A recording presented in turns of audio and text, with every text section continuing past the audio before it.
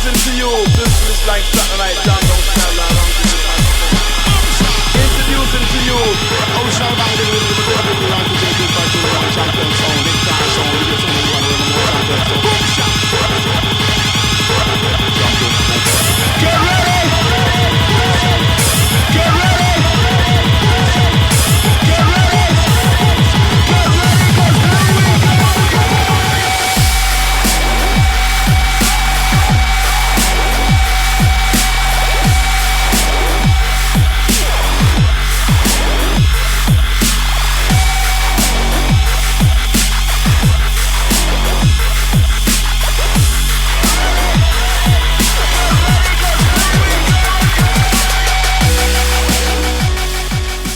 Hi, welcome back to the DJ Sessions, where we feature the best DJs from around the world. I'm your host, Paul Allard, also with Till 8 Magazine, and I'm here with Morgan Page. How's it going? Pretty good. You played in Seattle here a lot. We always love you here. Your energy is just amazing. Also, you did Paradiso recently as well. We always have you playing the Massives. We have you here at the Showbox. What's your favorite city to tour in and why? I know you've been here a lot.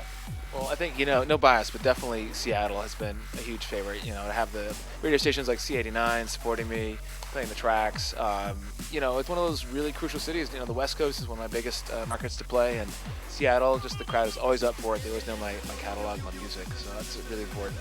Good, and you're down in LA. You work down there a lot, so you're really close by. Well, about the tour, it's a big thing. You got the 3D visuals. What were you hoping to accomplish, sonically or visually with the tour?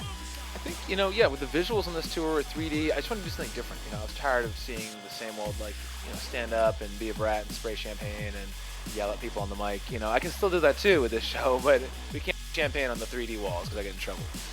Yeah, I just saw Donna Life in Vegas, and that's all they were doing. It was the funniest thing.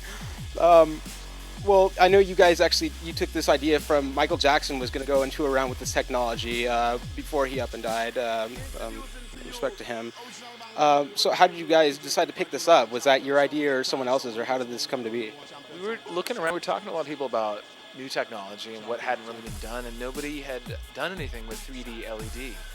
I'd heard of projection mapping, other technologies like that, which are kind of cool. But 3D LED was kind of untouched, and nobody really wanted to take the risk. So it's a very expensive technology to bring on the road. It's a big undertaking. But I thought, let's do it. Let's try something new. Let's try and pioneer something. Yeah, I'm excited to see what it can do. I want to get out there when you spin because it looks amazing. The setup's just crucial. So you're primarily looking for two things. First of which being your vocal work you do with tracks. Are there any vocalists you've worked with that you're very proud of, or any vocalists you want to work with in the future? Yeah, I think two of my favorite vocalists, are Lissy and Angela McCluskey. I think they've been on two of my biggest songs. And, in terms of wish list stuff, I think Adele and Ellie Goulding are right up there at the top, so they'd be amazing. Yeah. Okay, cool. Well, the other thing you're known for are your mashups, particularly. What do you think your most ambitious mashup has been so far? I think lately that's been kind of the new identity for my festival. Is sort of there's Morgan Page, who's known for originals and vocal things, and then there's Morgan Page, who's playing like harder mashups at like EDC and things like that. So yeah, I think there's a bunch of new ones that I did where it's just great to combine like my lyrics and my vocals with sort of these festival banger tracks. But I think maybe like the Show Check one or the Daft Punk bootleg, they're both really good ones. Yeah. Speaking about your track work, how about future releases? Any stuff that you're excited about? Yeah, well, Against the World, the new single just came out. That's with Michael S., so really excited. We've never really even seen such a reaction so quickly. Even in the air and Long and Short took a little while to grow and, build some legs. And this is just awesome, the feedback. So yeah, I heard that track the other day. It's great. Love it. Yeah, how about collaborations? Anything you can talk about? I know some of that stuff's secret. It's still under the wraps. I can't really mention, but there's an album in the works, also a mix compilation as well. So we're doing those two things, and the new single's out now. So just sort of, I'm going to take a couple months off, get to work in the studio, and get this album done. Okay, perfect. Well, what got you started into production and DJing? Talk about, kind of what inspired you. I think, it all started with radio. I heard electronic music for the first time on college radio, and that led to me to, wanting to produce music, wanting to DJ, on the radio, and that led to wanting to play for an audience, play at the club. So I just wanted to get out there, make my own kind of music, and I was naive enough to think that I could make better music than what I was hearing on the radio. Yeah. Well, yeah, I know you guys started as a college DJ radio station at your college. How did you transition from that to just an actual DJ? It's a long process. I think it was producing the records and just making a name through remixes, through bootleg remixes, and then eventually legitimate hired work. And that's how I started the relationship with Tegan and Sarah. I did a bootleg remix compilation called Cease and Desist, and their manager found out about it, and instead of suing me, they hired me for remixes. That's funny. Well, who inspired you back in the day? I mean, Tegan and Sarah's that's probably one of them, obviously, because you're doing bootlegs for them. Anybody else that really inspired you that you heard on the radio that you're just like, oh, I love that sound. I need to go after that sound. Well, it's funny. Early on, Nora Jones was in a group called Wax Poetic, and that was one of my first remixes was for her, but they knew who she was.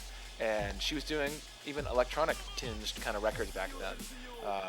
And it was more of like a down-tempo group, but it was incredible. I'm amazed she hasn't really embraced more electronic stuff. But I remember I opened up for her at there was these empty shows that, in college, and they were playing to like barely anybody was there, and it was Nora Jones, and later on, she's a global superstar. So, but yeah, I looked up, a lot of these artists I loved, a lot of electronic guys I was into as well, all the sort of the guys like Crystal Method and Chemical Brothers were all sort of entry points into the music, and then I got more buying vinyl and digging the crates and getting more into underground tech house, deep house, things like that. Yeah, any deep house stuff you really like? Now, do you still listen to deep house and tech house a lot? I don't. I like the stuff that's coming out. I think I just love the main room, kind of big room stuff right now. How do you feel? Because I noticed there's been a lot more deep and tech house actually creeping up into the top 100 and top 10. How do you feel about that? I think it's great. I think I don't know if it's reflecting the European taste or American taste or what it is, or opener sets or not, because I wouldn't be able to drop a lot of the stuff at a festival or at a peak time in the set. But I love a lot of the sounds, and yeah, I miss it. I used to make much deeper stuff, and it was cool. It was a cool thing to do, but it doesn't move me the same way as it used to. Yeah, your set at Paradiso, probably one of the most magical things I'd ever witnessed. It was, great mix of the big room and actually some of the deeper stuff too, I was noticing. Well, what would you say, on that note, makes you a better DJ? I think the important thing to me is to have this roller coaster of emotions, and then I'm not just playing one splinter genre the whole night. I think it's really boring. It's a flatline DJ set, so I want there to be the peaks and the valleys. Okay. Well, here's a kind of off-the-wall question. What's the nicest club you've ever played at, in the world?